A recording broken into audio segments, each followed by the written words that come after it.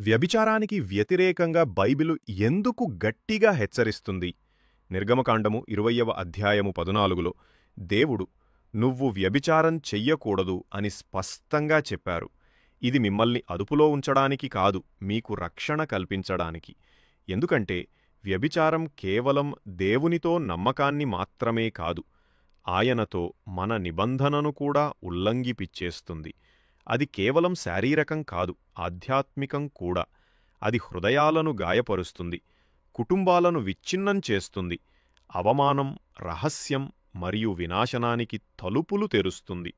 సామెతలు 6వ అధ్యాయము 32 ఇలా చెబుతోంది: వ్యభిచారము చెయ్యువాడు బుద్ధిహీనుడు, వాడు తన ప్రాణమును నాశనము చేసుకొనును. ఇది ఎంతో ప్రమాదం.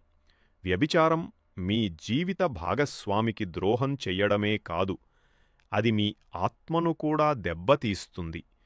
వివాహం అనేది క్రీస్తును మరియు సంఘాన్ని ప్రతిబింబిస్తుంది. మనం దానిని తేలికగా తీసుకుంటే మనం చాలా తీవ్రంగా నష్టపోతాము. అయితే ఇక్కడ నిరీక్షణ ఉంది. దేవుడు క్షమిస్తాడు, దేవుడు పునరుద్ధరిస్తాడు. అయితే ఆయన మనల్ని శోధనలతో చలగాటాలాడకుండా దాని నుండి పారిపోవాలని ఆజ్ఞ ఇస్తున్నారు.